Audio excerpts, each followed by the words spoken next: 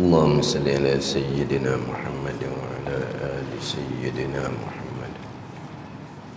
أعوذ بالله من الشيطان الرجيم. بسم الله الرحمن الرحيم.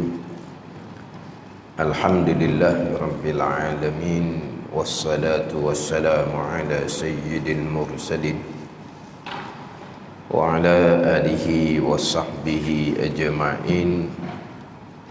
رب اشرح لي صدري ويسر لي أمري واحلل عقدة من لساني يفقه قولي. سبحانك لا علم لنا إلا ما علمتنا إنك أنت العليم الحكيم. ولا حول ولا قوة إلا بالله العلي العظيم. Kitab Pati Paridah. Kitab Pati Paridah, muka surat 42, baris yang ketiga daripada bawah. Baris yang ketiga daripada bawah. Qala al-muallifu rahimahullahu ta'ala wa nafa'ana bi'ulumihi amin. Dalil amanah. Dalil Rasul wajib bersifat dengan sifat amanah. Kalau khianah mereka itu, ni dalil akli, dalil pada akal. Jika kalau khianah mereka itu khianah mengerjakan larangan Allah, mengerjakan perkara yang ditegah oleh Allah. Kalau khianah mereka itu para rasul, nescaya Allah suruh pula kita khianah sepertinya.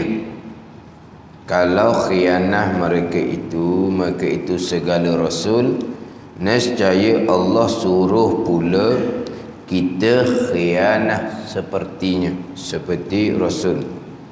Kerana Allah lah menyuruh kita mengikut segala pekerjaan, segala pekerjaan mereka itu segala rasul. Allah memerintah kita supaya mengikut akan rasul. Tiba-tiba kalaulah rasul khianah, nescaya Allah suruh kita khianah jugalah. Sebab Allah perintah kita turut akan rasul. In kuntum tuhibbunallah fattabi'uni. Kata ilmu yang Muhammad, jika adalah kamu kasih akan Allah, nescaya ikut oleh kamu akan daku, akan Nabi sallallahu alaihi wasallam. Jadi Allah perintah kita supaya ikut Nabi. Tiba-tiba kalau Nabi khianah, berarti Allah suruh kita khianah jugalah. Sebab Allah perintah kita supaya ikut akan Nabi. Dan jadi padahal tidak sekali-kali suruh kita khianah. Dan padahal tidak sekali-kali suruh kita khianah. Kerana khianah itu kejahatan, maka Allah tidak sekali suruh kita dengannya dengan kejahatan, bahkan dilarang semata-mata akan kejahatan. Innallaha la ya'muru bil fahsya. Sesungguhnya Allah Ta'ala tidak menyuruh dengan perkara yang fahsyat. Jadi Allah tidak suruh kita buat kejahatan, bahkan Allah melarang kita dari kejahatan. Dan kita diperintah ikut Rasul. Pastilah Rasul amanah. Nak situ. Tapi bukti macam bukti tergantung. Kalau Rasul khianah, kalau khianah begitu Rasul, nescaya Allah suruh pula kita khianah seperti Rasul, kerana Allah lah menyuruh kita mengikut segala pekerjaan mereka itu. Allah perintah kita ikut Rasul. Kalau Rasul khianah, berarti kita pun disuruh oleh Allah supaya khianah. Dan padahal tidak sekali-kali suruh kita khianah, tidak sekali-kali Allah Ta'ala suruh kita khianah. Kerana khianah itu kejahatan, maka Allah tidak sekali suruh kita dengannya dengan kejahatan, bahkan dilarang semata-mata akan kejahatan. Jadi bererti Rasul tidak khianah lah. Nak keluar situ. Jadi macam tergantung. Kalau Rasul khianah, kita pun disuruh khianat juga, sebab kita disuruh ikut Rasul. Dah, Allah tidak suruh kita khianat, Allah tidak suruh kita melakukan kejahatan. Dah, Allah suruh kita ikut Rasul kan? Allah suruh ikut Rasul. Mana Rasul tak khianat? Kita dilarang khianat. Allah perintah kita turut Rasul, berarti Rasul tidak khianat. Innallaha la ya'muru bil fahsya, kan? Allah tak suruh kita melakukan perkara keji. Allah tidak suruh kita melakukan kejahatan. Allah suruh kita ikut Rasul, berarti Rasul yang Allah Ta'ala suruh kita turut tu tidak melakukan kejahatan. Nak ke situ. Sekarang kita diperintah oleh Allah supaya ikut Rasul. In kuntum tuhibbunallah fattabi'uni. Jika kamu kasih akan Allah, maka hendaklah kamu mengikut akan daku, akan Nabi sallallahu alaihi wasallam. Ati Allah wa ati'ur Rasul. Taat oleh kamu akan Allah dan taat oleh kamu akan Rasul. Kena turut perintah Allah, turut perintah Rasul. Jadi Rasul yang kita diperintah taat ni, pastilah Rasulnya tidak melakukan perkara dilarang. Sebab kita dilarang, Allah Ta'ala tidak menyuruh kita melakukan perkara dilarang. Tapi kita diperintah oleh Allah supaya turut Rasul, supaya taat kepada Rasul. Dan di Rasul tu pula laqad kana lakum fi Rasulillahi uswatun hasanah. Tuan kata, sesungguhnya adalah bagi kamu pada Rasul tu contoh yang baik. Lepas tu kita diperintah taat kepada Rasul tu Rasul, kerana contoh yang baik ada di Rasul, berarti Rasul tidak melakukan perbuatan khianat. Kalau Rasul khianat, kita pun disuruh khianat jugalah. Sebab kita disuruh supaya ikut Rasul, taat ke Rasul. Rasul apa kita turut. Di Rasul tu ada contoh. Tiba-tiba contoh yang Rasul tunjuknya adalah perbuatan khianat. Jadi kita pun disuruh khianat jugalah. Ada. Allah tak suruh kita khianat. Allah suruh kita supaya taat akan Allah Subhanahu wa ta'ala. Allah perintah kita taat akan Allah. Allah tidak menyuruh kita kepada perkara kejahatan. Allah suruh kita tu Rasul, maknanya Rasul tu Rasul yang taat, yang sesekali tidak melakukan perkara yang dilarang. Itu dalil akli dia bagi. Panjang sikit lah. Kalau dalil Quran mudah je. Mana dalil Rasul tidak khianah? Mana dalil Rasul amanah?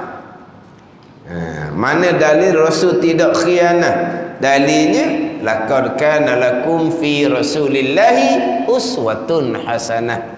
Sesungguhnya adalah bagi kamu pada Rasul itu contoh yang baik. Apa contoh yang baik? Amanah tu lah. Apa contoh yang baik? Tidak khianah lah. Tu dalil. Rasul bersifat dengan sifat amanah. Dalilnya ati'ullah wa ati'ur Rasul. Itu dalil. Ati'ullah wa ati'ur Rasul. Taat oleh kamu akan Allah, taat oleh kamu akan Rasul. Pastilah Rasul yang Allah Ta'ala perintah kita taat, Rasul yang amanah, Rasul yang tidak khianah. Sebab kita ni bicara bab dalil. Sifat Allah ni kita jelas sikit, mudah je. Dalil bagi sifat sidik, dalil bagi sifat amanah, dalil bagi sifat tabligh, dalil bagi sifat fatanah tu. Dalil tu tak berapa nak jelas molek kita ni. Dalil bagi sifat Allah jelas. Apakah dalil Allah Ta'ala ada langit, ada bumi? Mudah je. Apakah dalil Allah kuasa, ada langit, ada bumi? Apakah dalil Allah hidup, ada langit, ada bumi? Mudah. Apakah dalil Rasul benar? Apakah dalil Rasul benar? Apakah dalil Rasul amanah? Apakah dalil Rasul menyampaikan? Apakah dalil Rasul fatanah? Hak ni kadang-kadang kurang kemah kita lah. Sebab berkaitan dengan mengenal Allah, mengenal Rasul ni, berpegang akan sifat Allah dan Rasul ni wajib berdalil. Wajib berdalil. Kejap dah kitanya dengan mengenal Allah, mengenal Rasul, kemudian kita pun berpegang dengan perkara yang Rasul cerita. Rasul cerita malaikah, kita wajib berpegang malaikah hamba Allah yang suci daripada melakukan kesalahan. Kita wajib berpegang ada bagi Allah para malaikat.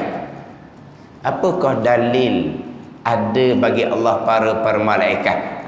Tu tak perlu dalil dah. Sebab kita berpegang kepada para malaikat ni kerana kita berpegang dengan Allah dan Rasul. Berpegang dengan Allah dan Rasul tu perlu pada dalil. Kita berpegang ada malaikat, mana dalil? Kita berpegang ada persoalan barzah, mana dalil? Tu tak ada dalil dah. Sebab kita berpegang ada persoalan barzah kerana Rasul yang cerita. Rasul mana yang cerita ni? Rasul yang menyampaikan. Rasul mana yang cerita ni? Rasul yang sidik. Kita pegang kejap dah. Rasul tabligh, Rasul sidik. Apa dalil Rasul tabligh? Apa dalil Rasul sidik? Hak tu nak kena dalil. Hak atas nak kena dalil. Hak kat bawah ni tak kena dalil kat bawah ni. Ada ni. Sebab dalil kat bawah ni dalil Quran belaka ni. Nak pakai dalil akal, ada malaikat tak boleh. Nak pakai dalil akal, adanya barzah, tak boleh ni. Ni kena pakai dalil Al-Quran. Perlu tak kena dalil Al-Quran dan hadis? Hak kita beriman malaikat ada. Perlu tak kita ingat ayat Al-Quran hadis hak cerita bab barzah? Hak cerita bab tiup sangkakala yang pertama, hak cerita bab tiup sangkakala yang kedua. Perlu tak kita ingat dalil ayat Al-Quran cerita bab hisab, ayat Al-Quran cerita bab mizan, ayat Al-Quran cerita bab titian sirat. Ada Al-Quran belaka ni, tapi perlu tak kita ingat sebagai dalil. Tu tak apa tu. Ustaz, ada orang kereta dok tutup Kereta dok tutup lampu. Mari daripada tempat hujan 5 kali. Saya mari saat ni tak kena hujan. Yelah kalau siang hari lampu dok tutup tu maknanya tengah jalan tadi tu hujan lebat tu. Ke dok tutup lampu daripada malam tadi. Ni dok tutup lampu ni kena hujan ni. TY144. Tak mau tutup pun tak apa. Takut nanti dok hidup kan. TY144. Dah lah sampai sini cerah. Kalau ada lampu pun tak sedar. Kalau malam ada lampu tu kita sedar lah. Lampu dah ni siang hari, lampu dah tutup, tak sedar. Dah kenapa siang hari pasang lampu? Hujan. Kena hujan pasang lampu. Biasa dah bila dah hujan tak ada, lampu dah tutup. Biasa lah tu. Biasa lah. Jadi hak kita wajib berdalil adalah berkaitan dengan beriman dengan Allah dan beriman dengan Rasul. Hak tu perlu pada dalil. Kemudian hak beriman dengan malaikat apa semua tu, hak tu tak perlu dalil dah. Sebab beriman dengan malaikat ke bawah ni masuk di bawah beriman dengan Rasul.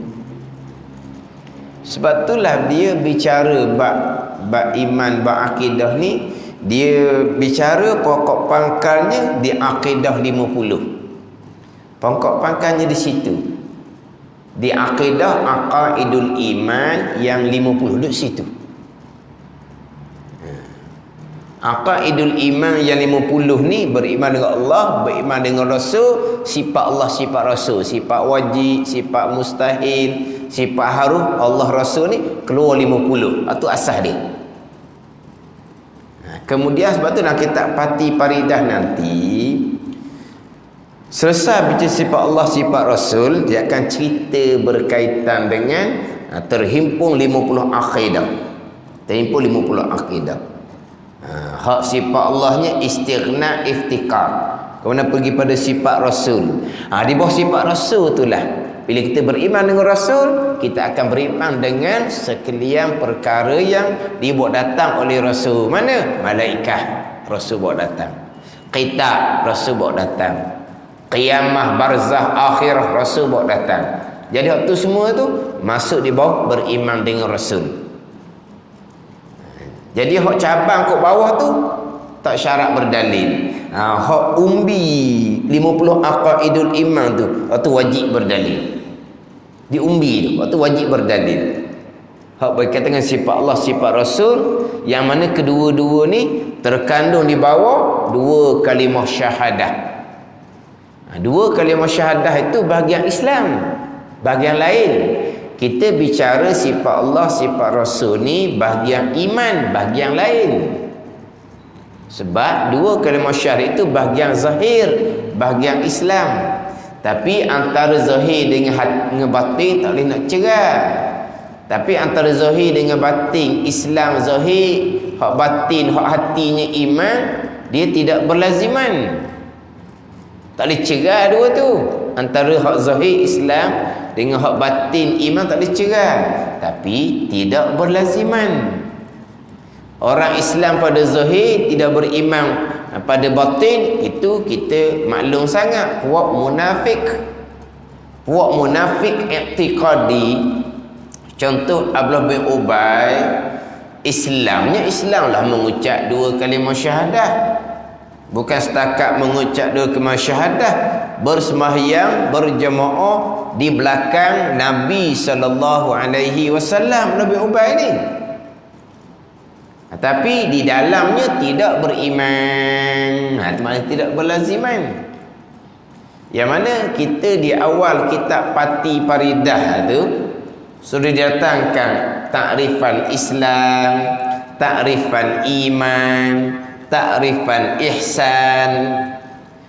Tiga-tiga ni tak berlaziman belaka ni. Cuma tiga-tiga tak boleh cerai tanggal lah. Itu bahagian agama. Islam, iman, ihsan tu semua adalah bahagian agama. Kita agama ni kita kena masuk agama secara keseluruhan. Tak boleh nak pisah-pisahkan bahagian agama. Jadi Islam, iman dan ihsan ni dikena sekali dalam bahagian agama, tetapi tidak berlaziman. Orang Islam terkadang tidak beriman. Orang Islam yang beriman tetapi terkadang tak ada ihsan.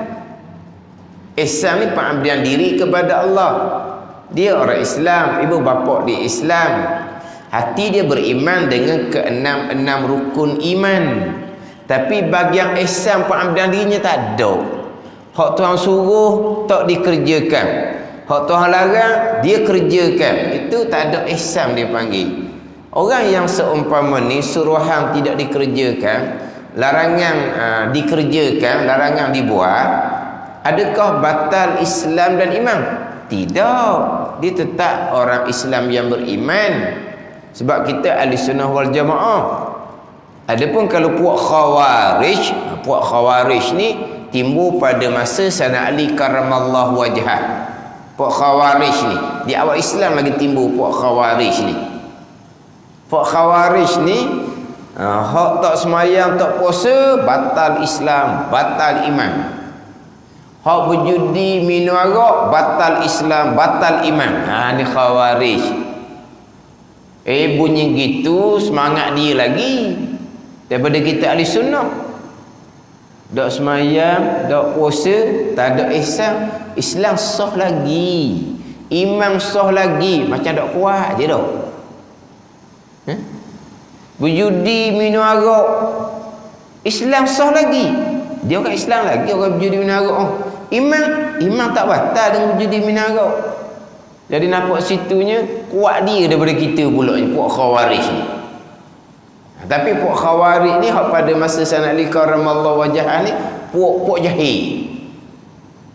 Sayyidina Ali karramallahu wajhah ni pemegang kunci gedung ilmu. Nabi kata, puak Khawarij boleh tolak lagi Sayyidina Ali karramallahu wajhah. Bayangkan, dia boleh lari daripada Sayyidina Ali karramallahu wajhah. Dia hijrah ke Haraurat di Iraq, dia boleh tarik pengikut dia 24,000 orang. Tak boleh pakar dah Sayyidina Ali karramallahu wajhah ni. Sayyidina Ali ni karuk dah, Sayyidina Ali ni karuk ni. Dia boleh tarik pengikut dia 24,000 orang berhijrah duduk di Iraq. Dari Haraurat di Iraq. Jauh tu nak hijrah. Dulu hijrah kan. Dengan unta gitu je. Tak boleh turut dah Sayyidina Ali. Sayyidina Ali tak betul dah. Dah siapa betul? Puak Khawarij betul. Hebat dia. Dan Sayyidina Ali ni pemegang kunci gedung ilmu. Dah Sayyidina Ali dah betul lah. Jadi macam sekarang lah, kuat agama tapi jahil ilmu agama. Kalau kata orang berilmu tu ni jeh ke dia pandai dia daripada orang berilmu. Dalam FB tu kan ramai tu puak pandai. Kalau puak mufti ke puak agamawan ni, ni Yahudi Dajjal belaka dah ni, ikut daripada HO belaka dah ni, tak pakai belaka dah ni. Mufti tak pakai, ulama tak pakai dah. Sebab apa? Ikut Yahudi dah, ikut Dajjal dah, ikut daripada HO dah. Dan siapa pakainya? Dia. Dan siapa dia tu, alim ulama ke? Orang jahil. Gitu lah bandingan ni. Ni cerita sebelum ni lah. Sekarang ni alhamdulillah dah. Dak timbul mana dah gitu. Dak timbul mana dah sekarang ni. Senyap dah sekarang ni. Jadi puak Khawarij ni, kalau dah kitab dia panggil puak Sufriyah. Sufriyah ni puak mana apa? Muka dia pucat. Pucat muka. Sebab apa pucat muka? Kalau kita pucat muka buat apa? Kecil manis ke apa? Penyakit kalau kita ni. Orang Haji tengok pucat muka ni, kecil manis ke macam mana? Penyakit apa? Pucat muka, kecil manis. Tak sihat lah tu pucat muka tu. Kalau kita puak Khawarij pucat muka kenapa? Kerana tidur tak cukup qiyamul lail. Ke mana? Makan dok kerana puasa siang hari Ramadan, puasa siang hari puasa sunat. Ramadan tak ceritalah. Siang hari puasa tak makan, malam tak tidur qiyamul lail, pucat muka, kuat buat ibadah, ahli ibadah tapi jahil. Kuat dia kepada ibadah ni, siapa tak semayang kafir, siapa tak puasa kafir, siapa buat perkara haram kafir. Mana? Siapa mengumpat kafir, tak mengumpat dah. Baru sungguh dah. Mengumpat je kafir. Mengumpat dah. Dah lah. Apa benda nak mengumpat? Mengumpat kafir. Orang tu baru sungguh agama. Mengumpat je kafir. Selamat daripada kena umpatan. Dah tak ada dah orang nak mengumpat. Mengumpat Islam lagi. Islam lagi. Mengumpat imam tak batal. Imam tak batal. Macam bunyi tak sungguh mana. Khawarij tak kafir lalu dah. Buat perkara haram kafir lalu dah. Pada ni. Ni hak Khawarij ni. Dia semangat tinggi tapi jahil. Tapi jahil dia tu sampai ke Sayyidina Ali karramallahu wajhah yang dituruti oleh sahabat-sahabat terkemuka dengan Sayyidina Ali ni. Dia boleh tolak Sayyidina Ali. Dia boleh tolak lagi Sayyidina Ali. Jadi tak pelik sekarang ni, minat agama, rupa agama, orang mengajar dia tolak. Dia tak mau ngaji kalau orang mengajar. Apa dia katalah orang ni tak sempurna imam lah, orang ni tak ikut dia tak sempurna imam, orang mengajar ni gini. Dia tolak lah. Lepas tu dia ada ilmu ke tak? Dia jahil. Gitu. Tapi kuat ibadah. Kuat ibadah. Ini puak Khawarij, kuat ibadah tapi jahil. Timbul bila ni? Timbul pada masa saat ni karramallahu wajhah, di awal Islam lagi timbul dah. Kuat ibadah tapi jahil. Sementara pada masa kita sekarang kuat ibadah tapi belajar tak apa. Orang mengajar tu dia pandang-pandang Pak Komang je. Mengajar banyak-banyak tak beramal orang mengajarnya. Dia kata orang mengajar tak beramal. Sebab apa? Sebab orang mengajar tu beramal tak royak ke dia. Dia kalau beramal royak ke orang. Pasal tu. Ni pasal sama jahil ke ni. Jadi Khawarij ni dok tinggal buat Tuhan, tinggal Tuhan suruh tapi buat Tuhan larang, kapi lalu dok. Kita ahli sunnah dok. Orang yang tinggal suruhan, buat larangan, orang Islam lagi, orang yang beriman lagi tapi tak ada ihsan. Orang Islam yang masih lagi dihukumkan beriman tetapi yang fasik lagi zalim, ada situ. Cuma dalam masalah ihsan ini dia sangat berkait dengan persoalan iman. Walaupun kita ahli sunnah, orang yang meninggalkan suruhan, orang yang mengerjakan larangan, iman tak batal tapi dia melemahkan iman. Di situ. Jadi antara ihsan dengan iman ni dia berkait rapat. Sebab iman untuk sah lengkap enam rukun iman. Untuk sah iman lengkap enam rukun iman, maka sah iman. Sah baru. Nak kuat iman, nak tebal iman, nak mantap iman, ihsan, pengabdian diri kepada Allah dengan mengerjakan suruhan, meninggalkan larangan, melakukan larangan, segera bertaubat kepada Allah Subhanahu wa taala. Inilah yang akan menguatkan, yang akan memantapkan iman seseorang. Ini antara kaitan antara ihsan dengan iman. Maknanya jangan awak lebih kurang. Dia tak semayang, iman dia sah lagi. Dia berjudi menaruh, iman dia sah lagi. Tapi bila dia tak semayang, itu sebesar-besar dosa, iman jadi lemah. Berjudi, minum arak, sebesar-besar dosa, iman lemah. Iman lah nombor satunya. Penentuan kita di hari akhir ni iman. Islam tu habuan zahir atas dunia Islam. Iman ni habuan hari akhirat iman. Kalau iman lemah, rebahlah sampai masa. Kalau iman tu nipi, tembuhlah sampai masa. Jangan wak ringan buat ihsan ni. Mengerjakan suruhan, meninggalkan larangan jauh ringan. Sebab inilah yang akan menguatkan iman, memantapkan iman. Cuma nak ceritanya, orang yang tidak mengerjakan suruhan tidak membatalkan iman tetapi melemahkan iman. Orang yang mengerjakan larangan tidak membatalkan iman tetapi melemahkan iman. Apa ada iman lemah ni? Takutlah iman lemah, iman nipis, iman tak kuat ni. Cuma kita nak kena fahamnya, orang yang meninggalkan suruhan Allah batal dah iman, tapi lemah iman. Orang yang mengerja larangan batal dah iman, tapi lemah iman. Ini kaitan antara ihsan dengan iman. Jadi kena faham boleh tu Islam, iman, ihsan. Saya sekarang ni bicara Islam, iman, ihsan petang kemarin lah. Petang kemarin dalam Mani FM. Mani FM pukul 6 lebih-lebih itu bicara bab Islam, iman dan ihsan. Saya baca kitab Safinatun Najah. Safinatun Najah ni kitab pekor Safinatun Najah, tapi dimulai dengan rukun Islam, rukun iman. Kemudian saya tak masuk lagi bicara rukun Islam, rukun iman. Saya terlebih dahulu bicara definisi takrifan Islam, definisi takrifan iman, definisi takrifan ihsan. Jadi Islam, iman, ihsan, komponen dalam agama. Apa dia definisi takrifan agama pula? Waktu saya ambil kitab Fatih Faridah ni.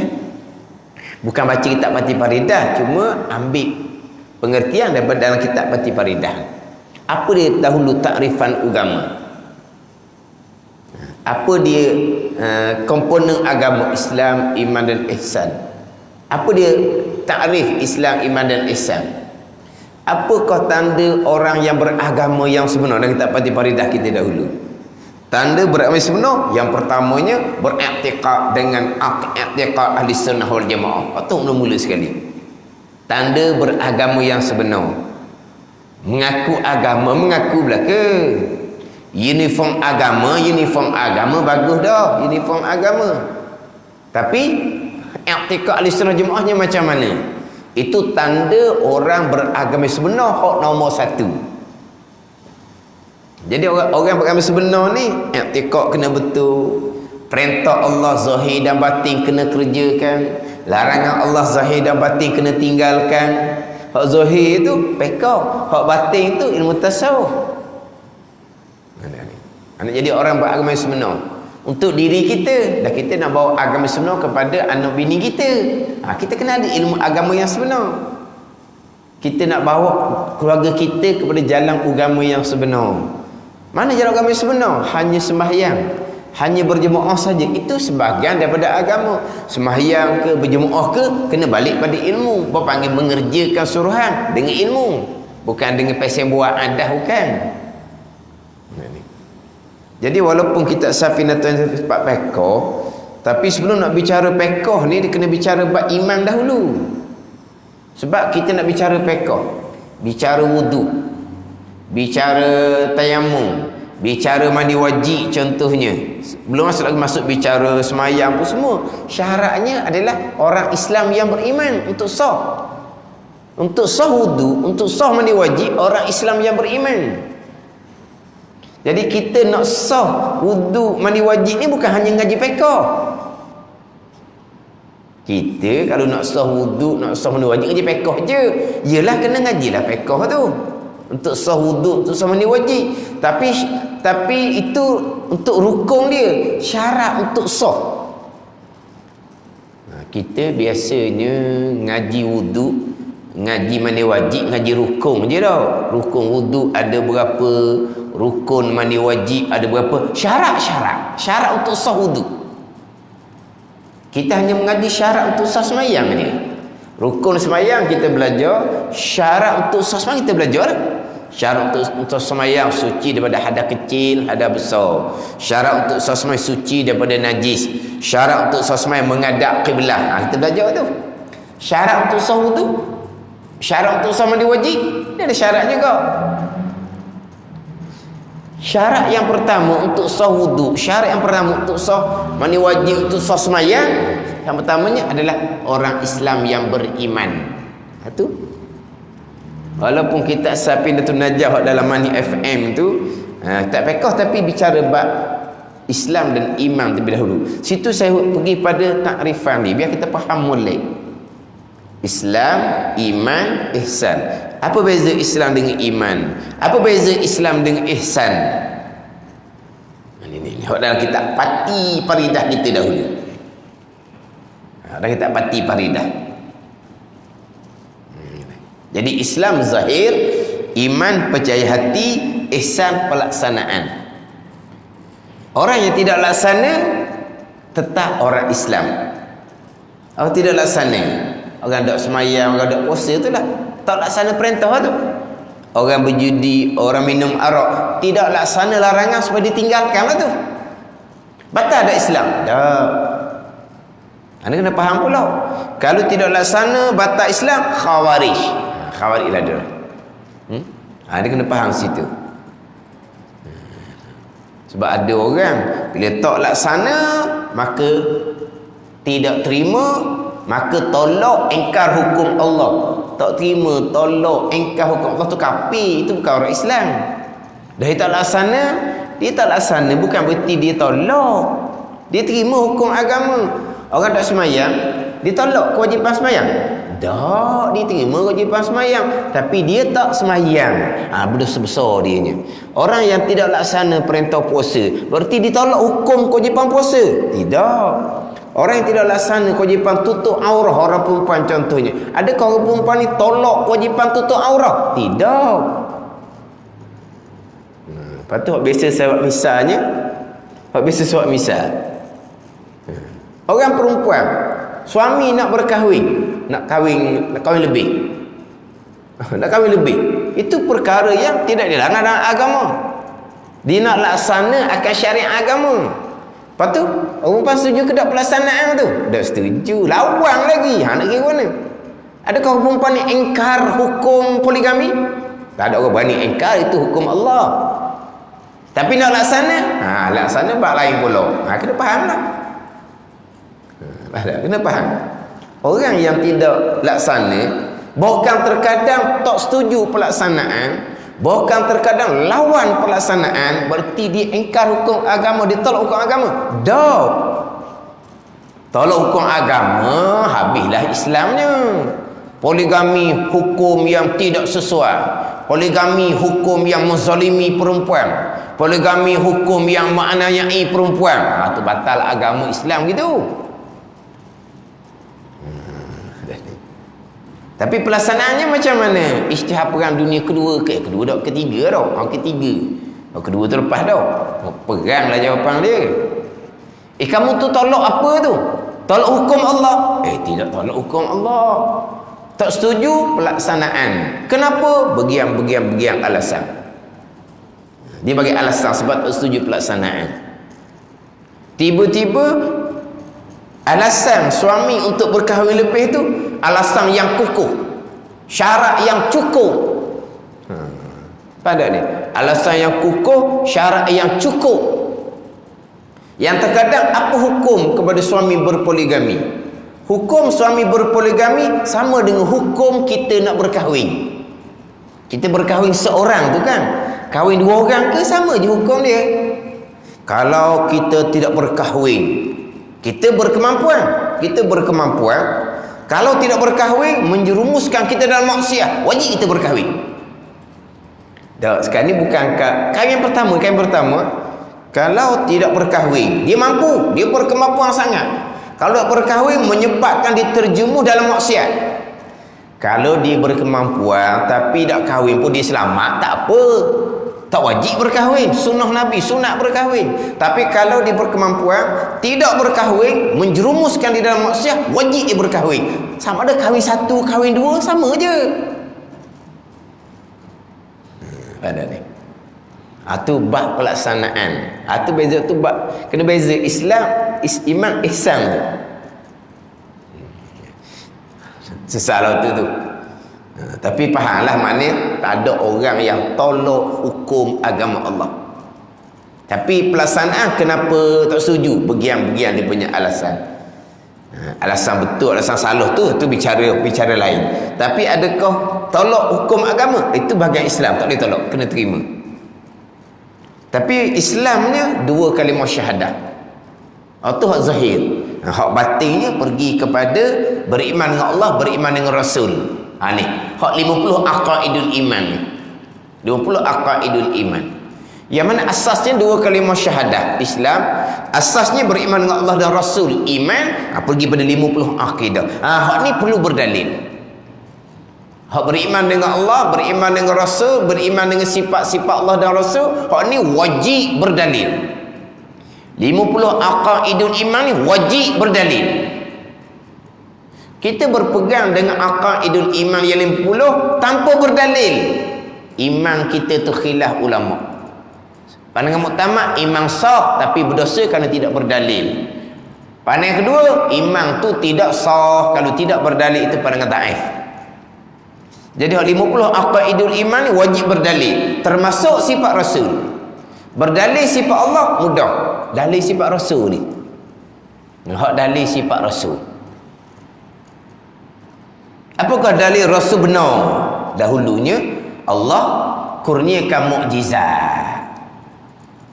Berarti Allah mengaku bahawa Rasul ni benar, sebab Rasul Apabila mereka mengaku mereka Rasulullah, kaum mereka akan minta mukjizat. Jadi Allah pun perzahirkan mukjizat di tangan Rasul. Mukjizat tu qada dan qada Allah, bukan Rasul yang buat. Allah perzahirkan mukjizat di tangan Rasul. Seolah-olah Allah mengakui bahawa Rasul ini benar pada dakwaannya sebagai Rasulullah. Jadi dalil Rasul benar adalah Allah kurniakan mukjizat. Apakah dalil Rasul amanah? Apakah dalil Rasul tidak khianah? Apakah dalil?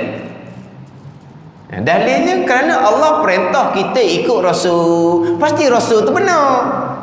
Pasti Rasul tu amanah. Allah perintah kita ikut Rasul. Ati'ullah wa ati'ur Rasul. Taat oleh kamu akan Allah dan taat oleh kamu akan Rasul. Kena ikut taat ke Rasul. Fattabi'uni. Turut limu akan daku akan Nabi sallallahu alaihi wasallam. Allah perintah kita tu Rasul. Berarti Rasul pasti amanah. Kalau Rasul khianah, Allah perintah kita tu Rasul, mana Allah perintah kita khianah juga. Dah, Allah tidak suruh kita khianah. Allah tidak suruh kita melakukan perkara dilarang. Innallaha la ya'muru bil fahsya. Allah Taala tidak menyuruh kita dengan perkara fahsya. Jadi Rasul yang Allah Taala perintah kita taat, Rasul yang Allah Taala perintah kita turut ni, pastilah Rasul yang amanah, yang tidak melakukan perkara dilarang oleh Allah Subhanahu wa Taala. Itu dalil akal. Cuma kita ni tak pandai nak jawab je dah dalil tu dah. Tak pandai nak jawab dalil. Tapi kalau dalil hak sifat Allah mudah. Dalil sifat wajib, ada langit, ada bumi. Dalil sifat kidam, ada langit, ada bumi. Dalil Allah bersifat qudrah, ada langit, ada bumi. Mudah je artinya. Dalil Rasul benar, dalil Rasul amanah, dalil Rasul tabligh, dalil Rasul fatanah. Apa dalil?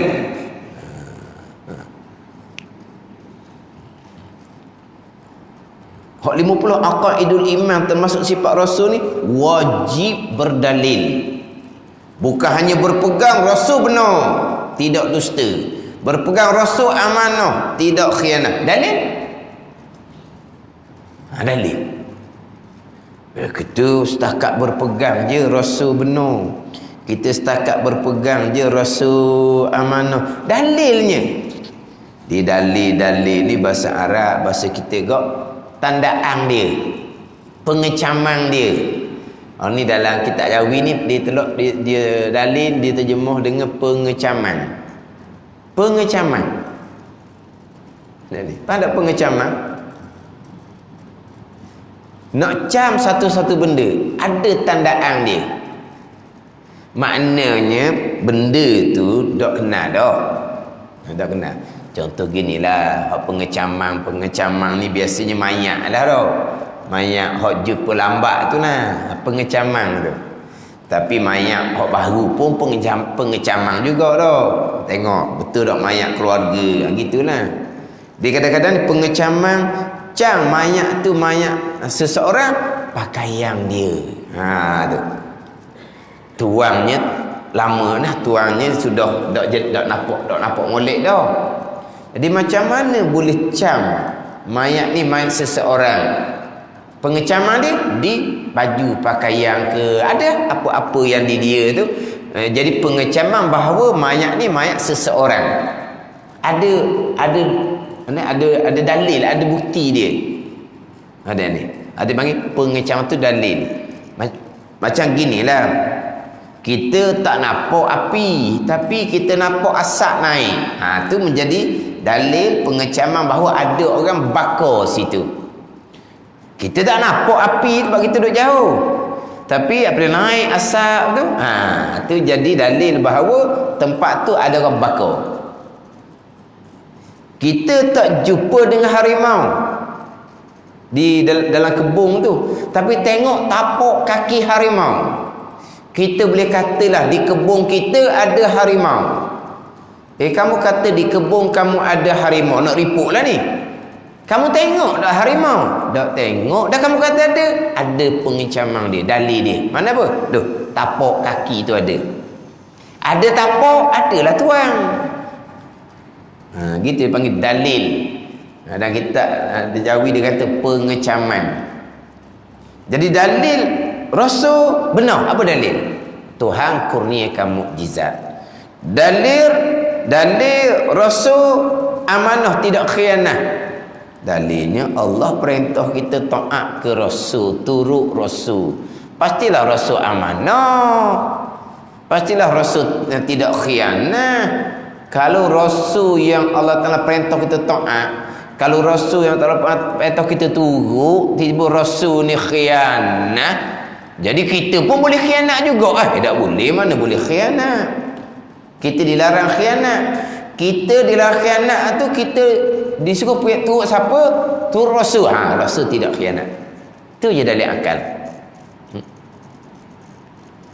Ataupun ayat. Ayat ni laqad kana lakum fi rasulillahi uswatun hasanah tu kan. Tak ingat ayat tu? Dalil akal payah juga. Macam terdahulu dalil sidik. Dalil apa? Wa sadaqallahu wa rasuluh. Pakai dalil Al-Quran senang. Dalil akal Allah kurniakan mukjizat.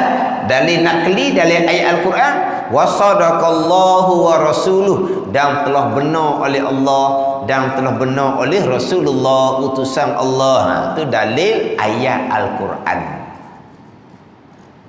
Sama juga dengan sifat Allah. Dalil Al-Quran lah nombor satunya. Dalil Al-Quran. Tak ingat dalil Al-Quran? Sifat wujud, sifat kidam, sifat bakar, tak ingat? Ingat tak itu beli poster itu? Ingat tak? 2-3 kali rasa bawa di masjid Bukit Payung ni. Bawa sekali tak cukup, bawa sekali tak cukup. Ingat tak? Kedua mana dah? Ke duduk gulung tu nak buka lagi? Dok, diwujud kidam bakar tu dalil ayat Al-Quran. Jadual tu kan. Jadual tu wujud kidam bakar dalilnya ayat Al-Quran dalam tu. Atau tanya, tak ingat ke dalil Al-Quran hak sifat wujud kidam bakar? Dah ingat dah dia dah. Lama dah jadual tu. Banyak juga sini beli. Biasalah jadual tu kalau bawa banyak orang beli dia. Biasa beli untuk hadiah. Bagi kat orang. Kita ada ke. Tapi jadual tu jadual ringkas. Kalau jadual tu tengok saja belajarnya tidak, tak faham. Dia kena belajar. Baru tengok jadual dia tu, gambar rajah dia tu. Bila nak cerita dalam jadual tu sifat Allah wujud dalam bakar ni dengan dalil ayat Al-Quran. Itu dalil ayat Al-Quran. Jadi dalil sifat Rasul ni dari Quran dah mudah. Dalil sidik wa sadaqallahu wa rasuluh, dan telah benar oleh Allah dan telah benar oleh Rasul. Dah dalil sifat amanah, laqad kana lakum fi rasulillahi uswatun hasanah, sesungguhnya adalah bagi kamu pada Rasulullah tu contoh teladan yang baik. Ati Allah wa ati'ur Rasul, taat oleh kamu akan Allah, taat oleh kamu akan Rasul. Pasti Rasul yang Allah perintah kita taat, Rasul yang amanah. Gitu je lah. Kalau dalil tabligh pula nanti, ya ayyuhar rasul balligh ma unzila ilaik, wahai Rasul sampai oleh kamu. Itu dalil Al-Quran. Ya ayyuhar rasul balligh ma unzila ilaik. Itu dalil Al-Quran. Dari akal pula, kalau Rasul tidak menyampaikan berarti Rasul sembunyi. Kita pun akan disuruh sembunyi juga. Walhas sembunyi ilmu dilaknat oleh Allah. Dia gitu pula. Dalil akal. Dalil akal, Rasul menyampaikan. Kalau Rasul tidak menyampaikan, Rasul sembunyi, berarti kita pun disuruh sembunyi ilmu agama. Walhal sembunyi ilmu agama Allah ni yal'anuhumullah wa yal'anuhumul la'inun, akan melaknat akan orang menyembunyikan agama ni oleh Allah dan melaknat oleh segala yang melaknat. Katimul ilmi mal'unun, Nabi kata orang yang sembunyi ilmu dilaknat. Mana kena sapa, kena sapa ilmu. Jadi kalau Rasul sembunyi wahyu, kita diperintah sembunyi juga. Tak boleh sembunyi. Maka Rasul pasti tidak sembunyi juga. Atau dalam akal. Dia sembunyi ilmu ni, dia ada huraian dia lah pula. Kita ada ilmu, tapi ilmu kodok-kodok kita. Orang pula dak hera kita buat senyap cara kita beramal, tak ada salah dah kitanya. Orang tak hera pun, orang tak ada nak belajar, tak ada nak apa. Kita beramal sudah lah. Kita beramal je. Hak tak boleh ni gini. Dah kita belajar. Orang pun mintaklah kita mengajar. Oh, minta mengajar. Masa saya belajar dulu, kamu tak pernah tolong pun saya. Lepas tu nak minta ilmu langsung ngajar. Dia cari diri dah ni. Dah orang belajar ni, belanja besar belajar agama ni. Tapi masa dia belajar agama, belanja besar, orang kampung tak tolong. Lepas pandai, orang kampung nak ilmu. Nak ilmu free-free. Dia belajar sendiri lah. Atau enggak betul? Sembunyi ilmu tu. Siapa lah? Tapi kalau lah berilmu, orang kampung tak peduli, beramal sudah lah. Sembunyi, tak sembunyi orang nak minta. Tak lah. Dah kalau tengok benda-benda mungkar, tegur lah. Benda mungkar ni sebahagian je boleh tegurnya. Kalau mungkar salah pegangan, tak boleh nak tegur sebab akidah masing-masing. Kalau mungkar riak wujud takabur, tak boleh nak tegur, hati masing-masing. Mungkar sembahyang tak betul, sembahyang tak betul ni hak ijma' ulama' berpanggil mungkar. Semayang gerak banyak. Mazhab Syafi'i betul lah batas semayang. Mazhab lain tak batas. Tak tegur pun tak apa. Bahak mungkar ni hak batas semayang, hak ijma' ulama'. Baru mungkar, baru wajib kita beritahu. Kalau betul-betul lah hak mungkar, hak batas ijma' ulama', tapi dia ni jenis sombong, tak mau belajar, tak wajib kau beritahu. Biar dia dah dia pandai sangat. Dia banyak syarat pula tu. Hak nak menyampai. Hak macam mana dia panggil sembunyi. Macam kita kan ada ilmu sedikit sebanyak, dah kita senyap je tu, sembunyi. Dah kita buat amal untuk kita je. Tapi kalau orang tanya, kita beritahu. Begitu je lah. Orang tanya kita hukum, pergi belajar sendiri, ya tanya aku apa benda. Dah haji tak pandai ke? Pandai. Tapi nak boleh ke pandai ni kita ngaji lama mana? Oh, kamu mudah-mudah je nak tanya ilmu. Pergi cari sendiri je lah. Panggil sembunyi gitu. Ni. Jadi kalau kita ada ilmu sebanyak, orang tak peduli kita buat macam kita, sudahlah, tak boleh sembunyi gitu. Sembunyi ni orang tanya betul benar dan kita betul-betul tahu, kita tak meroyak. Tapi kalau orang tanya kita tahu juga. Tapi kita tahu ni apa-apa? Jelas tak jelas? Sahih tak sahih? Jangan sapa. Pada ni. Kita nak sapa satu perkara, kita mesti jelas. Kena jelas apa yang kita nak sapa.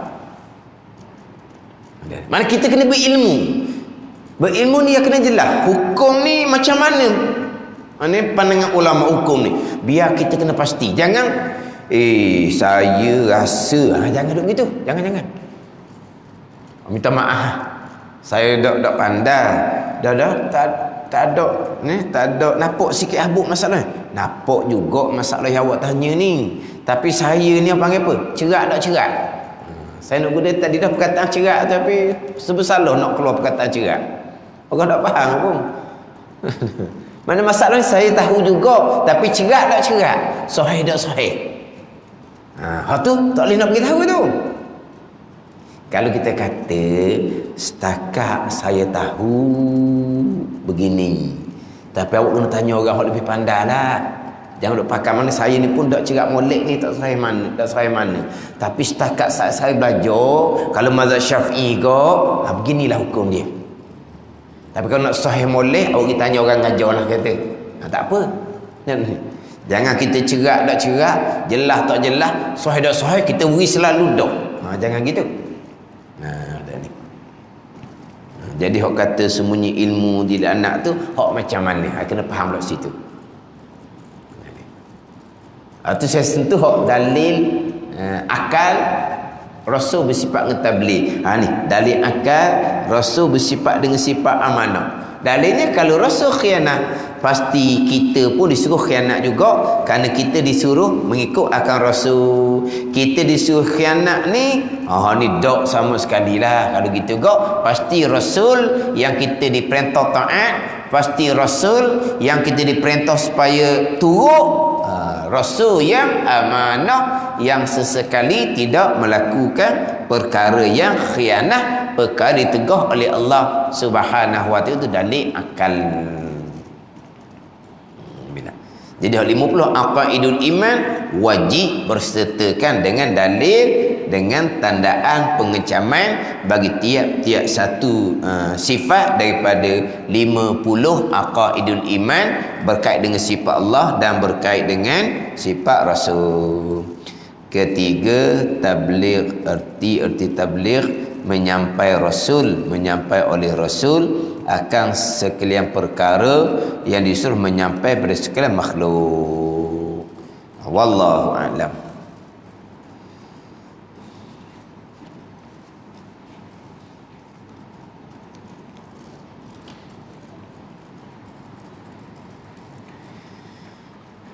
Ini kitab Hidayatus Salikin, muka surat 11. Muka surat 11, baris yang kedua, baris yang pertama, baris pertama daripada atas. Baris yang pertama daripada atas. Qala al-muallifu rahimahullahu ta'ala wa nafa'ana bi'ulumihi amin. Maka barang siapa mengiktikadkan akan segala yang demikian itu, serta iktikad yang ta'yin, yang nyata, yang ta'yin, yang nyata. Saya catat dobik di bawah ni, cerak dan yakin. Ada ayat cerak dan yakin. Itu ta'yin, nyata, pasti, cerak, yakin. Dulu memang saya guna sangat perkataan cerak ni. Orang pun soal, ustaz, cerak tu apa? Jadi saya pun sebesalah nak guna perkataan. Kata cerak ni orang Terengganu tak pakai ke? Kalau mugi cerak boleh. Tak ada cakap gitu. Orang gi boleh belaka, kalau mugi cerak boleh. Tak ada orang Terengganu cakap gitu. Tak ada. Tak ada. Ada. Mana kalau gi cerak boleh. Apa makna cerak boleh? Pasti boleh. Sahih boleh kalau mugi. Dah mudah gi tepung. Orang gi boleh belaka. Kalau kamu pergi cerak boleh. Kata cerak. Tapi orang kata tak ada orang Terengganu cakap cerak, dia kata pelik pula. Cerak ni mana apa? Sahih pasti. Jadi serta iktikad yang ta'yin. Iktikad yang ni saya catat. Yang ta'yin ni, yang cerak, yang yakin. Gitu.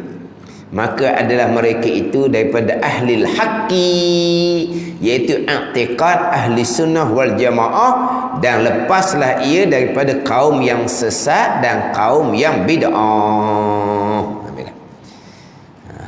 Maka barang siapa mengiktikadkan akan segala yang demikian itu, mana segala yang demikian itu, yang terdahulunya iktikadkan bahawa segala sahabat Nabi kita Muhammad sallallahu alaihi wasallam itu semuanya adil.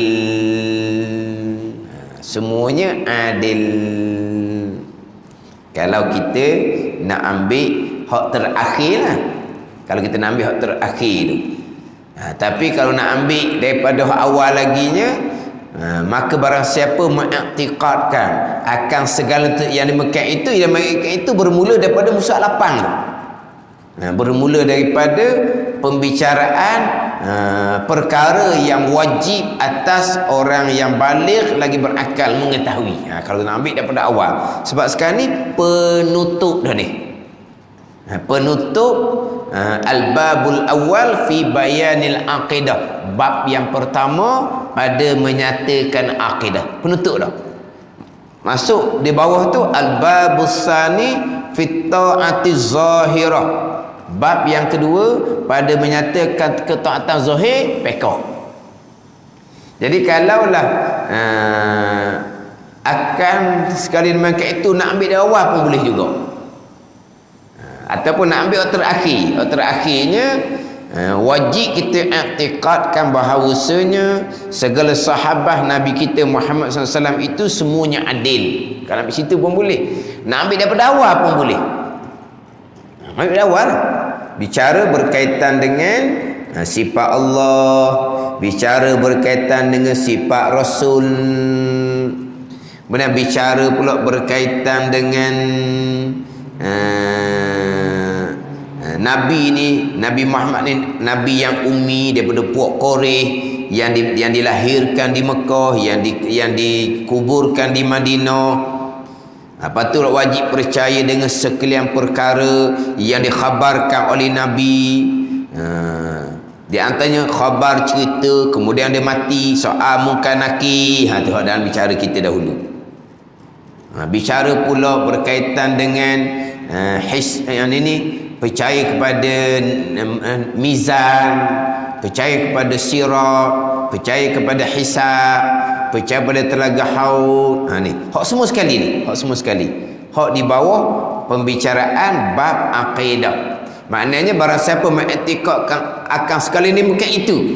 Hak daripada hak bab pertama dalam bab akidah ni, serta iktikad yang takyin. Yang takyin, yang nyata, yang cerah, yang jelas, satu-satu i'tikad. Maka adalah mereka itu barang siapa daripada ahli al-haqqi, daripada orang yang sebenar mana ahli al-haqqi, iaitu i'tikad ahli sunnah wal jamaah. Kau nak ambil semualah. Kau nak ambil hak terakhir ni, sahabat sekiranya adil, nak keluar daripada i'tikad puak Syiah.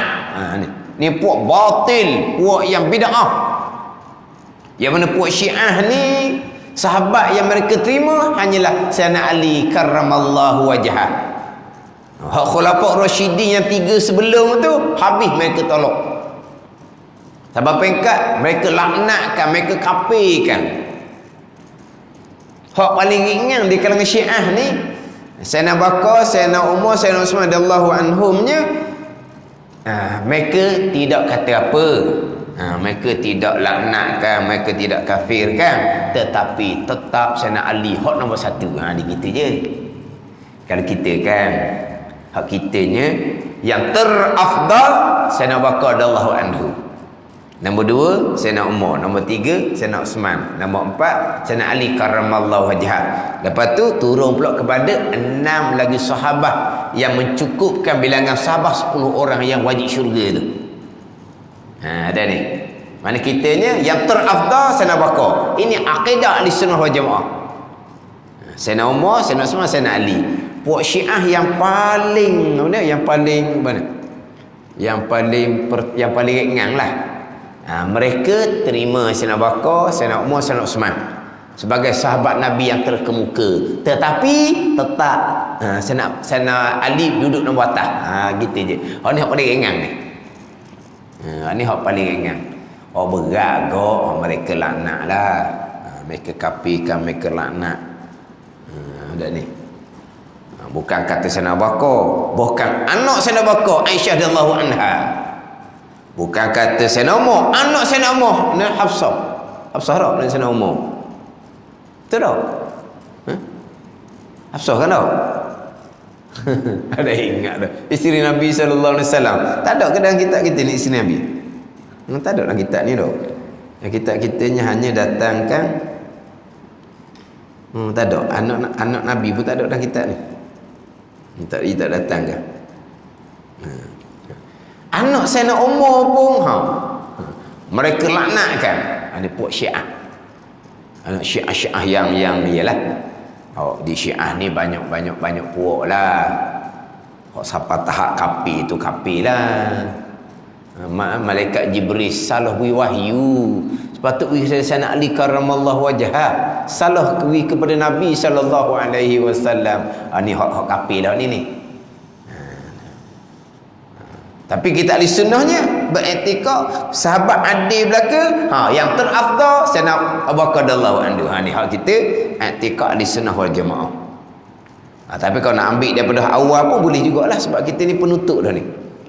Penutup pembicaraan bab yang pertama fi bayanil aqidah, pada menyatakan akidah ahli sunnah wal jamaah.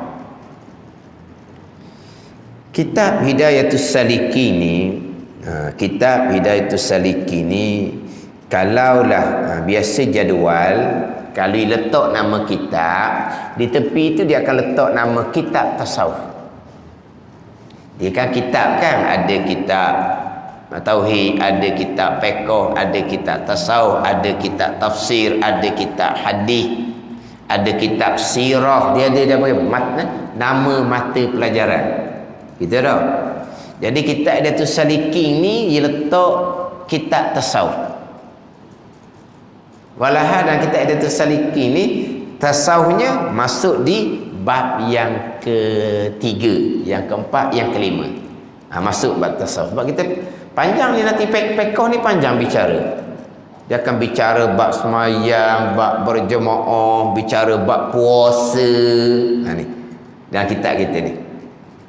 Bicara bab semayang, bicara bab syarat berjemaah, dia bicara pula bab puasa. Hak fiqh dalam kitab Hidayatus Salikin. Barulah masuk kepada bicara 7 anggota zahir, mata, telinga, lidah tu, perut, kemaluan, tangan dan kaki tu. Waktu dalam kitab Penuh Berhati ada tu. Tapi waktu sebenarnya bicara anggota zahir tu bicara fiqh sebenarnya. Hukum fiqh. Hak bicara hukum tasawuf sungguhnya dalam kitab Hidayatus Salikin ni bab yang keempat, bab yang kelima. Bab yang keempat pembicaraan 10 sifat kecelaan. Bab yang kelima pembicaraan 10 sifat kepujian mahmudah. Itu baru bicara tasawuf. Bab yang keenam bicara zikir. Nak bicara zikir ni akidah comel, fiqh pada ain comel, tasawuf pada ain comel, baru bicara bab zikir. Zikir boleh menyucikan hati kalau akidah kamu salah. Bab zikir ni menyucikan hati, kalau kamu semayang salah.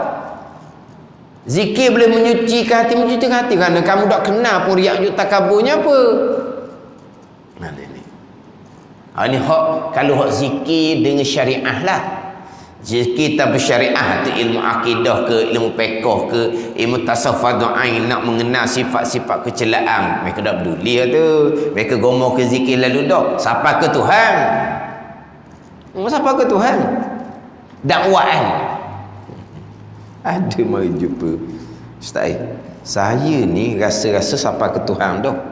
Guru saya pun memanglah aku dah, saya ni orang yang ada maqam di sisi Allah ni, dengan zikir dia tu. Kita dah kata apalah, mungkin ya, mungkin iyalah, wallahu alam. Dah dia kata guru dia akui dah bahawa dia pun memang ada maqam di sisi Allah, ada kedudukan di sisi Allah Subhanahu wa taala. Okeylah, alhamdulillah lah. Alhamdulillah lah kalau sampai maqam. Tapi Ustaz, saya ni tauhid tak pernah ngaji Ustaz. Kalau Ustaz ngajar bab akidah Mu'tazilah tu, saya dah dia kata. Lepas tu macam mana sampai saya boleh sampai ke Tuhan? Akidah saya salah. Dia tanya pula. Tak tanya dah. Tak sampai ke Tuhan dah tu. Akidah salah. Dah guru saya siapa? Guru awak tu pening kau. Tak betul Dia mengaku akidah dia salah, tapi dia masih lagi merasakan bahawa dia sampai ke Tuhan. Patut tanya dah. Tanya dah lah. Tanya apa lagi? Dia bila sebut dia guru dia aku dia ada maqam, kita pun alhamdulillah lah. Tapi dia, saya sampai ke Tuhan. Dia masih lagi mengaku dia sampai ke Tuhan. Tapi akidah saya salah, dia kata. Dah akidah salah sampai ke Tuhan, ikut jalan mana? Maknanya dia mengaku akhirnya dia salah, tapi dia masih lagi beranggapan betul dia sampai ke Tuhan. Sepatutnya sedar lalu dah lah. Ni hilang lah. Sebab apa? Payah dia nak mengaji, banyak lagi benda dia tak tahu. Awak kata hak pegangan awak salah sebab awak belajar ikut hak saya bicara bab ilmu tauhid. Dah ilmu fiqh awak ikut dah. Ilmu fiqh dak berapa tu mana dia kata. Dah semayang awak ni betul ke tak? Belajar ke tak? Tak pernah belajar dia kata. Kita orang sekolah menengah biasa je. Lepas tu kerja. Tak pernah belajar pun fiqh ni. Sekolah menengah biasa bukan sekolah agama pun dia kata. Lepas tu semayang awak macam mana? Dah awak belajar dak bab taubah ni. Dulu awak pernah tak tinggal semayang masa-masa sebelum minat ke agama ni? Oh semayang gitulah. Ada semayang dia dak. Semayang lah kita orang Terengganu ni. Tak ada kata saya dak semayang. Orang Terengganu tak ada gitu, memang semayang lah. Tapi semayang gitulah. Ada semayang. Semayang ikut keadaan. Puasa? Puasa gitulah dia kata. Puasa juga dia kata. Tapi biasalah. Masa dulu-dulu tu adalah tinggal puasa. Dah awak tahu tak daripada dosa tinggal semayang tinggal puasa? Tak pernah belajar. Awak qada tak semayang puasa? Tak pernah qada. Lepas tu awak zikir tak nak terima ke? Tak nak kira. Tak ada benda sebenarnya, tapi dia rasa lagi masih beranggapan dia tu sampai ke Tuhan. Lepas tu hilang lah. Tak mau mengaji lah. Tak mau mengaji lah. Sebab dia sampai ke Tuhan dah. Pada dakwaan dia tu tipu dari syaitan belaka tu.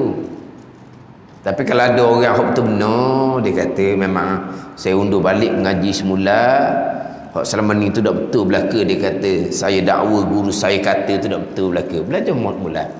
Belajar akidah, belajar fadhail fiqh, belajar fadhail tasawuf. Zikir-zikir yang kita ada tu zikir ni bab yang ke-6. Ada pula kata tak ada syarat nak berzikir. Uzkurullah zikran katsira, kan Al-Quran sebut berzikir ada kemakan zikir yang banyak. Ada ke Tuhan letak syarat? Dan sama juga wa aqimus solah, diri oleh kemakan sembahyang. Ada tak ayat tu cerita syarat? Tak cerita juga. Syarat kena bukan dalam kitab lah pulaknya. Jadi Quran suruh berzikir, syarat tak ada Quran sebut. Berapa satu ayat tu je. Ni hak panggil hak zikir tak ada syariat. Hak tak zikir tak semayang bang tu jelas lah terpeso. Hak ni semayang bang tak tinggal. Tapi akidah tak peduli, bab fiqh tak peduli, bab taubah qada semayang qada puasa pun tak peduli. Tapi kita ni tak malik dia tu sangat. Zikir bab yang ke-6. Bab yang pertama babul aqidah, pegangan. Nak pastikan berpegang dengan i'tiqad ahli sunnah wal jamaah. I'tiqad ahli sunnah wal jamaah, dan lepaslah ia daripada kaum yang sesat dan kaum yang bid'ah. Saya mengaji di sini seperti kaum Syiah. Hak bid'ah. Sebab apa? Syiah ni sahabat dia tolak, dia engkar. Dia hanya Sayyidina Ali karramallahu wajhah saja. Kalau bicara hak terakhir inilah. Kalau nak bicara pada semua pun bolehlah, bermula daripada bicara berkaitan dengan sifat Allah, berkaitan dengan sifat Rasul. Dalam bab yang pertama pada menyatakan bab akidah. Sebab nak pastikan akidah ahli sunnah wal jamaah, nak pastikan lepas daripada kaum yang sesat dan kaum yang bid'ah. Bid'ah di sini bid'ah i'tiqadiyah, bid'ah pegangan. Adapun bid'ah ke tak bid'ah ke, kita berwirid ramai-ramai lepas sembahyang, kita baca talqin selepas ke bumi, kita buat maulud, bid'ah ke tak bid'ah, itu benda khilaf je. Khilaf pada forum agama. Setengah mengatakan bid'ah yang hasanah, setengah kata bukan bid'ah yang hasanah, tak payah buatlah. Lepas sembahyang tak ada Nabi dengan sahabat berwirid ramai-ramai, tak ada. Sahabat hanya baca wirid masing-masing. Sebab wirid kita duk baca tu wirid yang dibaca oleh sahabat Nabi, yang diajar oleh Nabi SAW. Cuma pada masa Nabinya buat masing-masing. Wirid bacaan lepas ni buat masing-masing. Masa Nabi tak ada buat ramai-ramai. Jadi wirid itu sunnah Nabi, bacaan wirid itu sunnah Nabi. Berkumpul untuk baca ramai-ramai tu. Itu timbul kata bid'ah. Ada mengatakan bid'ah hasanah, bid'ah yang baik. Sebab Nabi perintah alaikum bil jamaah, lazim oleh kamu atas jamaah, atas pakatan. Kalau tak jamaah ni tak jadi buat, tak pakat tak jadi buat. Kalau pakat baca wirid ramai-ramai pun ada hak akad punggung.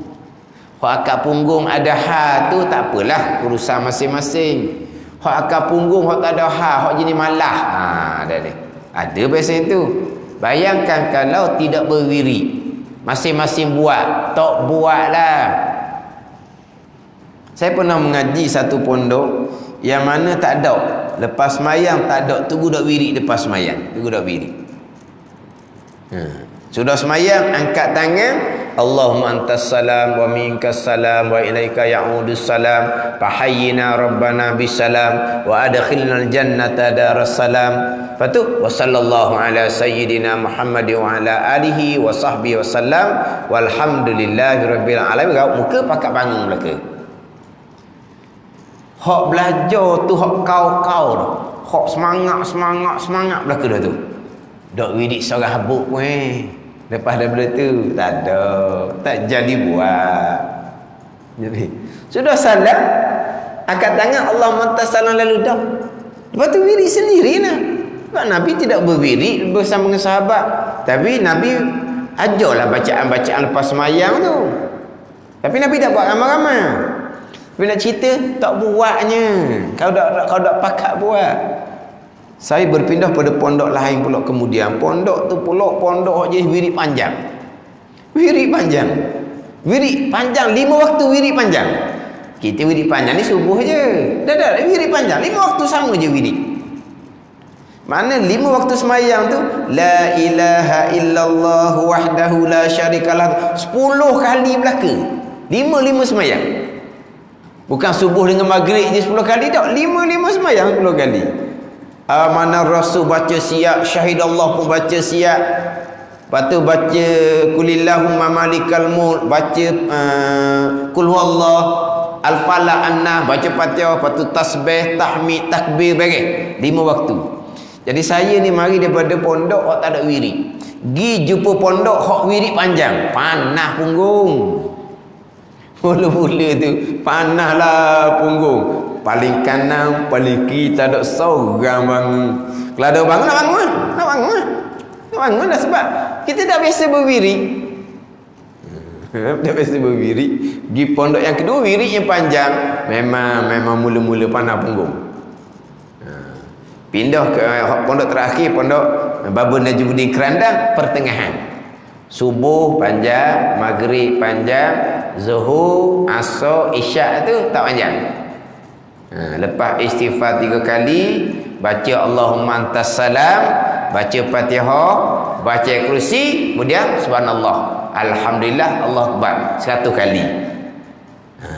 Maknanya amanah Rasul ke syahidallah ke kulillahumma malikal mulk ke tunggu baca lepas subuh dengan lepas maghrib saja.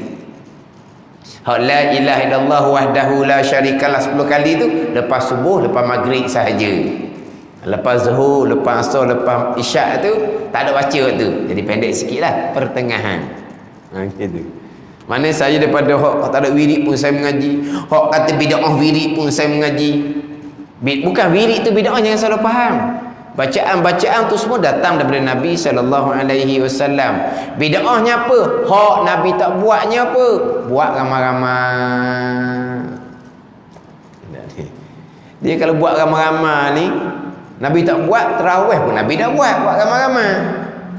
Nabi terawih 3 malam saja tahun yang kedua hijrah. Tahun yang pertama difardukan puasa Ramadan. 3 malam je Nabi buat berjemaah, lepas tu buat masing-masing. Himpun berjemaah terawih ni Sayyidina Umar pula kemudian tahun yang ke-14 hijrah. Mana kalau Sayyidina Umar tidak buat terawih ni berjemaah ramai-ramai, tak jadi terawih lah kitanya. Bukti nyatanya masa PKP. Hak PKP mula-mula hak masjid tutup. PKP 1 masjid tutup kan. Terawih buat ke tak? Ramai juga saya jumpa hak tak buat terawih, tak buat. Ada hak kalau dulu di masjid buat 20, di buat rumah buat 8 je. Tak sampai 20, 8 je. Walaha, kalau kita sendiri mudah buat 20. Kita boleh buat ikut dengan tenaga kita. Lepas isyak kita rasa gagah, kita buat separuh. Lepas tu kemudian pula tengah-tengah malam kita bangun buat separuh. Mudah. Kalau kita main di masjid, kita kena ikut tu imam walaupun kita letih pun. Jadi kalau kita buat sendiri ni mudah, tak jadi buat. Pada ni. Samalah kata kalau kata berwirid tawak ramai-ramai tak jadi buat. Buat ramai-ramai tu bid'ah, tak apalah. Ataupun bid'ah hasanah. Dah lah, dah sudah balah tu. Hak nak kena mati molek adalah bid'ah i'tiqadiyah, bid'ah pegangan. Hak tu nak kena jaga molek. Pegangan Mu'tazilah tu nak kena jaga molek. Hak pegangan Mu'tazilah nak kena jaga molek. Mu'tazilah berpegang perkara jahat bukan qada dan qadar. Tu nak kena jaga molek. Mu'tazilah berpegang itu usaha hamba ni yang lebih bekal. Tu kena jaga molek. Mu'tazilah yang berpegang qada qadar Allah hanya sebahagian-sebahagian saja. Sebahagian lagi ni bukan datang dari qada Allah. Allah tidak menentukan. Allah hanya mengetahui. Ni banyak sekarang ni, jangan. Hak bawa akidah Mu'tazilah orang-orang yang hebat-hebat, ada rakaman-rakaman. Qada Allah, ketentuan Allah ni buat langit, buat bumi, buat siang, buat malam.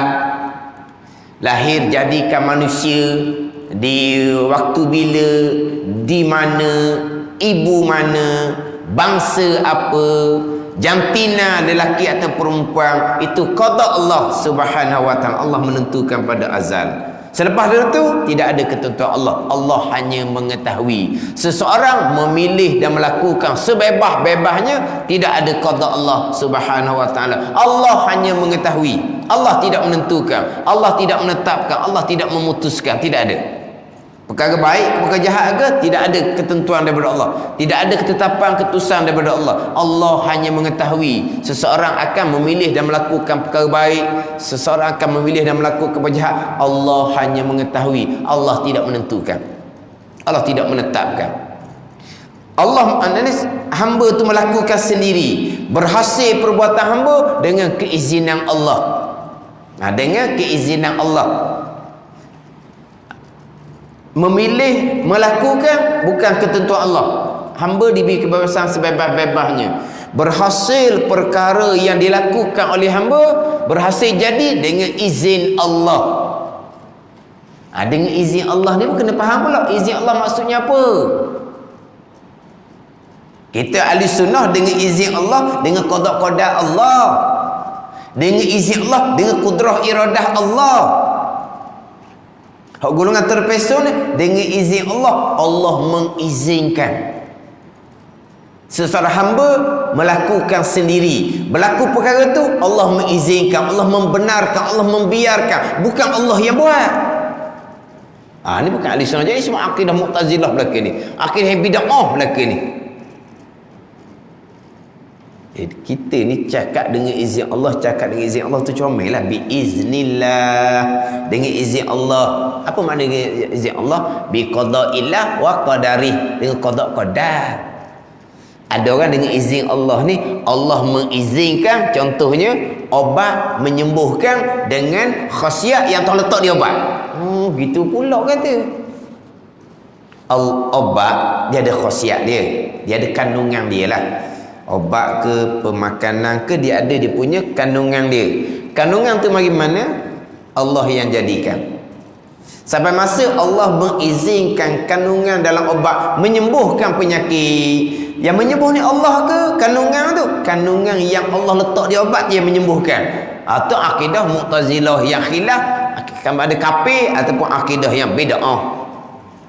Tapi maknanya izin Allah bukan Allah yang buat. Allah mengizinkan, Allah membenarkan, Allah membiarkan khasiat di obat yang menyembuhkan. Tapi Allah buat semua sendiri. Dah. Tapi walaupun bukan Allah yang menyembuhkan, obat yang menyembuhkan, tapi dengan khasiat yang Tuhan letak di obat. Kemudian Allah mengizinkan, Allah membiarkan, Allah membenarkan, Allah tidak menyekat. Khasiat itu menyembuhkan, tapi bukan Allah menyembuhkan. Atau akidah bid'ah belaka tu. Tu nak kena jaga molek. Nak pastikan kita akidah ahli sunnah wal jamaah. Kita akidah ahli sunnah jemaah ni betul lah. Di obat tu ada kandungan dia. Di pemakanan habatus sauda ke, minyak zaitun ke, buah kurma ke, memang ada kandungan yang Tuhan jadikan di habatus sauda. Memang ada kandungan yang Tuhan jadikan di minyak zaitun. Ada kandungan yang Tuhan jadikan di buah kurma. Orang sains dia kaji, memang ada. Dia punya khasiat kandungan di situ. Tapi sampai masa sembuh, sampai masa jadi sihat, semuanya perbuatan Allah, bukan perbuatan kandungan yang ada di obat, bukan perbuatan kandungan yang ada di habatus sauda, minyak zaitun, kurma, bukan. Tapi golongan terpesun dengan izin Allah, Allah mengizinkan kandungan yang ada dalam minyak zaitun, kandungan yang ada dalam habatus sauda dan kurma, itulah yang menyihatkan kita dengan izin Allah. Tapi bukan Allah buat. Allah mengizinkan, Allah membenarkan. Tu bukan ahli sunnah wal jemaah tu. Ini pastikan betul-betul akidah ahlul haq, akidah ahli sunnah jemaah yang lepas daripada pegangan-pegangan sesat, pegangan-pegangan yang bid'ah. Mana pegangan bid'ah ni? Pegangan yang tidak ada pada masa Nabi sallallahu alaihi wasallam. Kalau perkara jahat bukan qada satu pegang yang terpesong. Hak yang saya sebut tadi tu bukan perkara jahat, perkara baik, perkara jahat pun tidak ada qada Allah. Dia kata Allah mengqadakan dengan makna Allah mengetahui.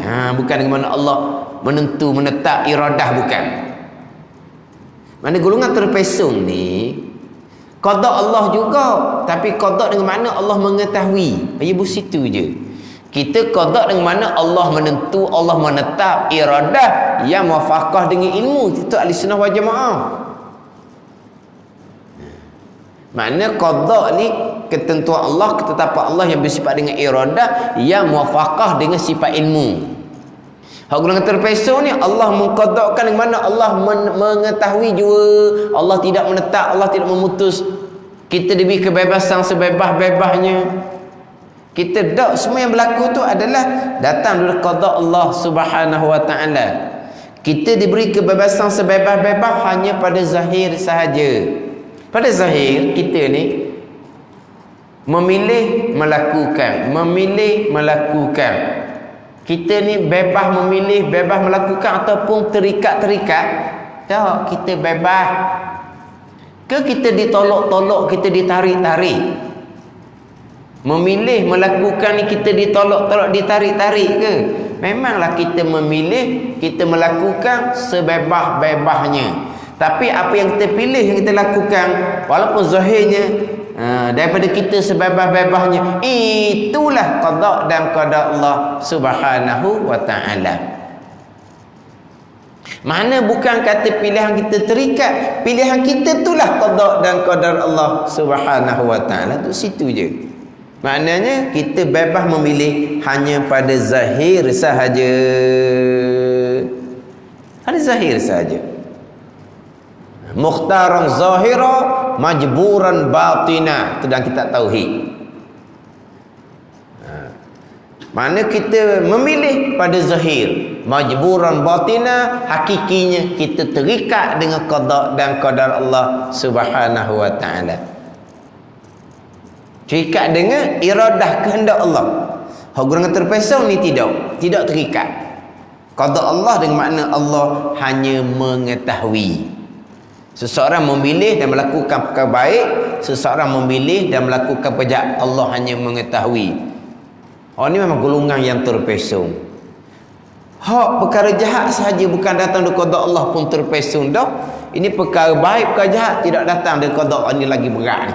Ini banyak dalam rakaman-rakaman. Ini kena beringat molek. Dalam bab pegangan kita kena cerak, yakin, tahqiq, terang, jelas satu-satu. Kita boleh membezakan mana akidah yang sebenar, mana akidah yang terpesong. Itu fardu ain kepada kita. Boleh membezakan, boleh menghuraikan, boleh menjelaskan, boleh mematikan. Akidah terpesong itu fardu kifayah. Salah pegangan ni, salah nyekuk mana, minta maaf saya tak pandai nak cerita. Maknanya kita masih lagi boleh membezakan akidah ahli sunnah dengan akidah ahlul bid'ah, luluh fardu ain kita. Tapi kita kata ini akidah salah, kita tak pandai nak menjelaskan, nak cerita, makna kita jahil hak fardu kifayah. Tak berdosa kita. Jahil fardu kifayah tak berdosa, tapi jahil lah kitanya. Kalau kita tak jahil, kita boleh menghuraikan. Dah kita kata salah kan, huraikan, jelaskan, nyatakan salahnya kat mana. Hak tu fardu kifayah. Ada ni. Mana biar kita boleh menghurai, menjelaskan hak manakah akidah yang sebenar, manakah akidah yang bid'ah, akidah yang sesat, akidah yang terpesong. Tapi tiap-tiap satu pegangan tu biar dengan ta'yin, dengan nyata, dengan cerak, dengan yakin, dengan jelas. Pasti satu-satu pegangan yang kita pegang, pegangan ahli sunnah wal jamaah. Fanas'alullaha kamalal yakin wa sabatad din lana walikafatil muslimina innahu arhamur rahimin. Dan kami mohon akan Allah kamalal yakin, akan keyakinan yang sempurna. Kamalal yakin, keyakinan yang sempurna, keyakinan pada sekalian akidah yang dimulai di bab yang pertama terdahulu, dan tetap agama kita. Sahabat tadi ni tetap agama kita. Minta sempurna yakin tetap agama ni bagi kami.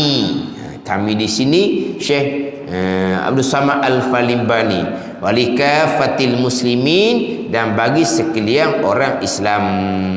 Innahu, kerana sesungguhnya Allah Ta'ala arhamur rahimin, Tuhan yang kesian belah daripada yang kesian belah. Minta supaya Allah Ta'ala bagi kita keyakinan yang sempurna dan ketetapan pada agama. Selesai al-babul awal fi bayanil aqidah, dimasuk pula kepada al-babus sani fi ta'ati zahirati, bermula bab yang kedua pada menyatakan berbuat taat dan ibadah yang zahir. Wallahu a'lam. Bismillahirrahmanirrahim. Alhamdulillahirabbil alamin, wassalatu wassalamu ala sayyidil mursalin wa ala alihi wa sahbihi ajma'in. Allahumma iftah alaina futuhal arifin, Allahumma allimna ilma akadamin, wa fahimna famas sabiqin, warzuqna ruqat talibin. Allahumma zidna ilma wa alhiqna bis salihin. Wa sallallahu ala sayyidina Muhammadin wa ala alihi wa sahbihi wa sallam, walhamdulillahi rabbil alamin.